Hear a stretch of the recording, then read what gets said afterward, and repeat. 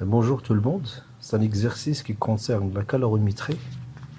La calorimétrie d'abord, il s'agit d'une technique, c'est une méthode pour calculer la quantité de chaleur échangée lors d'une transformation.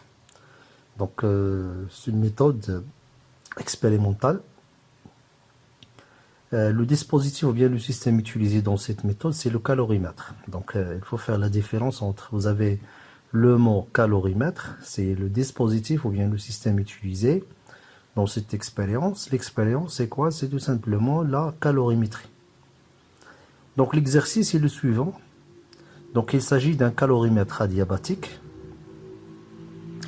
de masse équivalente en eau, ME est égal 12 grammes. Donc la masse équivalente, c'est en eau, ME est égal 12 grammes. Donc ça concerne le calorimètre adiabatique.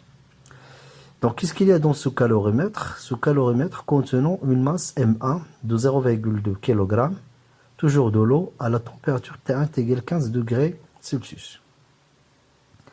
C'est-à-dire, au départ, vous avez un calorimètre rempli par quoi? Par une masse d'eau M1 est égal 0,2 kg.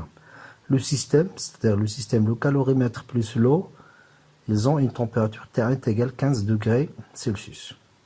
Donc, qu'est-ce qu'on va faire par la suite? On y ajoute une masse M2, 0,2 kg, toujours de l'eau.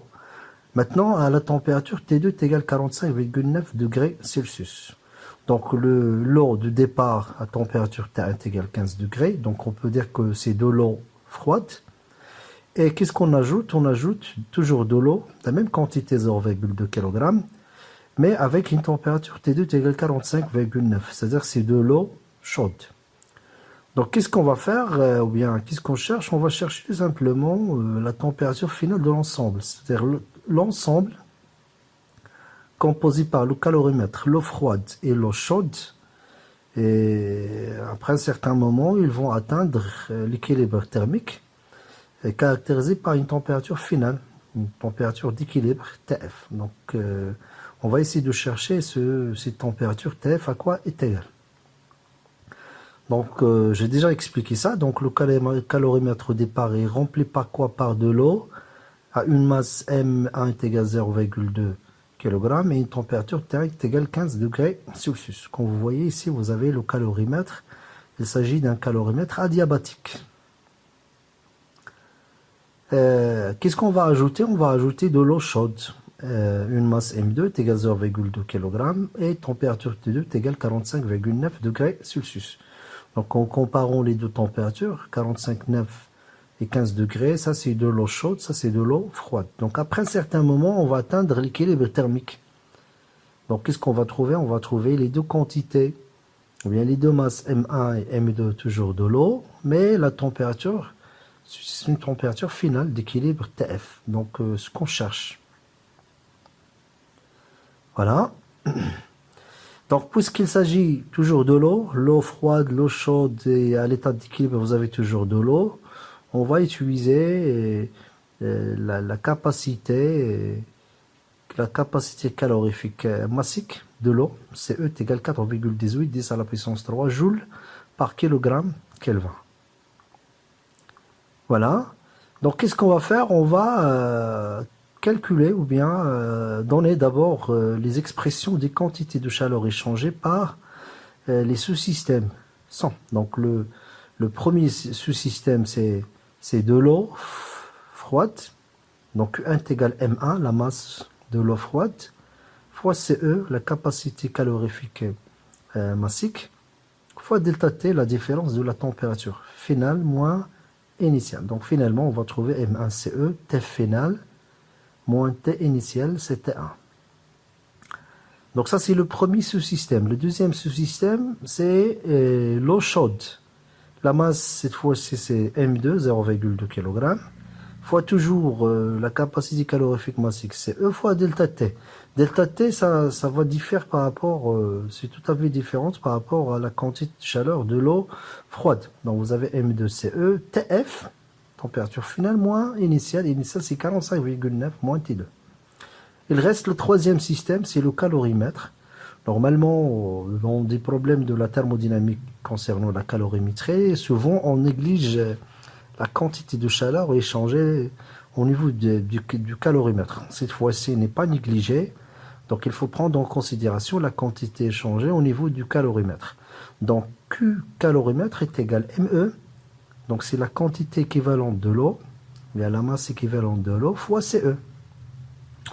CE, puisque donc j'ai pris c'est une quantité équivalente de l'eau, donc il faut la multiplier par la capacité calorifique moins CE fois delta T. Donc MECE, delta T c'est quoi? C'est TF final moins initial. Donc au départ, vous avez l'eau et le calorimètre ont la même température, c'était 1 égale 15 degrés Celsius. Donc voici les trois quantités de chaleur échangées lors de cette transformation. Les chaleurs échangées par les sous-systèmes sont, voilà, la chaleur Q échangée par le système tout entier. Ok. Donc c'est tout simplement la somme Q est égal Q1 plus Q2 plus Q calorimètre. D'après l'énoncé de l'exercice, le système est adiabatique, c'est-à-dire que Q, qui représente la somme du Q1, Q2, Q calorimètre, doit être égal à 0. Donc on va remplacer chaque quantité de chaleur par son expression. Donc M1 CE TF moins T1 plus M2 CE TF moins T2 plus ME CE TF moins T1 est égal à 0. Qu'est-ce qu'on cherche? On cherche TF. Les autres grandeurs physiques, vous l'avez dans l'énoncé de l'exercice. Donc un arrangement mathématique, ça va donner TF est égal à M1 CE1 T1 plus M2 CE T2 plus ME CE T1 divisé par quoi? Par M1 CE, M2 CE plus ME CE. Comme vous voyez, vous avez des grandeurs physiques qui sont communes. Donc T1 T, vous avez SCE CE. La même chose ici, vous avez la même capacité calorifique massique CE. Donc on va faire un petit arrangement mathématique. Ça va donner en facteur CE, T1 entre la masse M1, M2, etc. La même chose pour le dénominateur. Donc on peut en mettre en facteur CE, comme ça on peut simplifier. Finalement, on va trouver TF est égal M1 plus ME T1 plus M2 T2 divisé par la somme des trois masses M1, M2 et ME. Application numérique, donc ça va donner TF est égal 30 degrés Celsius.